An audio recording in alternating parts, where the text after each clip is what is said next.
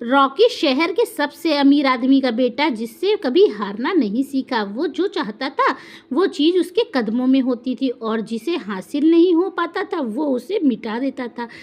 दिन भर घूमना फिरना और रातों में पार्टियां उसकी आदत थी। शराब और शबाब दोनों में दिन रात घिरा रहता था। जो लड़की उसको पसंद आ जाए उसको अपने पैसे के दम पर वह हासिल कर ही लेता था, और लड़कियों को तो वो रोज के कपड़े की तरह बदलता था।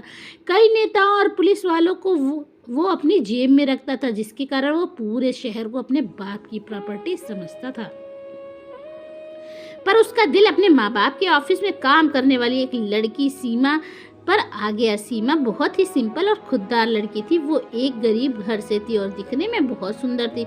रॉकी ने जब सीमा को देखा, बस उसको पा लेने की ख्वाहिश उसके दिमाग में घूम रही थी। उसने कई बार कई तरह से कोशिशें करके देख ली थी कि सीमा बस एक रात के लिए ही सही उसकी बात मान ले, और उसको मुंह मांगी कीमत देने को तैयार था। पर सीमा के लिए पैसों से ज्यादा उसका आत्मसम्मान था।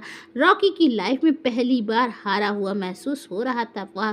पर कहते हैं ना, हवस का कोई अंत नहीं होता है। और जैसे जैसे दिन बीत रहे थे, रॉकी की वासना की आग भी बढ़ती जा रही थी।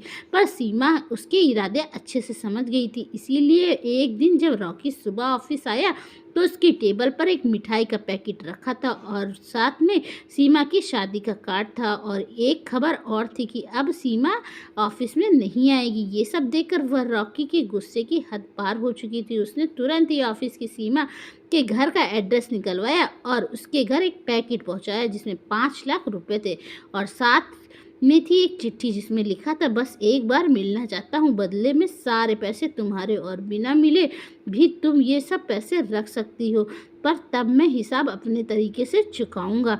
सीमा ने सोचा कि आगे की ज़िंदगी में उसको कोई प्रॉब्लम नहीं चाहिए, क्योंकि ये तो उसको भी पता था कि रॉकी क्या क्या कर सकता है। तो उसने तय किया कि वो उससे मिलने जाएगी और उसको पैसे वापस करेगी। तो उसको रॉकी को कॉल किया और रॉकी से मिलने की जगह और वक्त उसको बता दिया। सीमा तय जगह पर पहुंची तो देखा कि रॉकी वहां पहले से ही खड़ा था। रॉकी ने सीधे ही सीमा को कहा, तुम मुझसे शादी कर लो, मैं तुम्हें सारी खुशियां दूंगा। तुम अगर मुझे नहीं मिली तो मैं तुम्हें किसी और का भी नहीं होने दूंगा। सीमा उसकी बातें चुपचाप सुनते रही। फिर उसने पैसे रॉकी को वापस करते हुए कहा कि हर चीज़ पैसे से नहीं मिलती, और पलट कर वापस जाने लगी तो रॉकी ने उसके चेहरे पर एसिड डाल दिया और चिल्लाने लगा, लो, चीज़ मेरी नहीं तो वो किसी की भी नहीं हो सकती, और वहाँ से चला गया। आज सीमा हॉस्पिटल में है और पैसों की कमी के कारण उसका इलाज ठीक से नहीं हो पा रहा है। पुलिस ने साबित कर दिया कि उस दिन रॉकी शहर में ही नहीं था, और सीमा पर ऑफिस के 5 लाख रुपए चुराने का इल्ज़ाम भी लगा है। अभी आगे जांच चल रही है, और सीमा की जगह ऑफिस में नई लड़की रोशनी ने ज्वाइन किया है। वो भी एक गरीब परिवार से है और दिखने में सुंदर भी है। तो दोस्तों, इस वीडियो को लेकर, इस कहानी को लेकर आपकी क्या राय है? इस तरह के दरिंदों को क्या सज़ा मिलनी चाहिए? हमें कमेंट बॉक्स में ज़रूर बताइएगा अपने विचार। और इसी तरह की अच्छी अच्छी कहानियों के लिए हमारे चैनल पर बने रहें, और चैनल पर नए हैं तो चैनल को सब्सक्राइब करें। तब तक के लिए बाय बाय।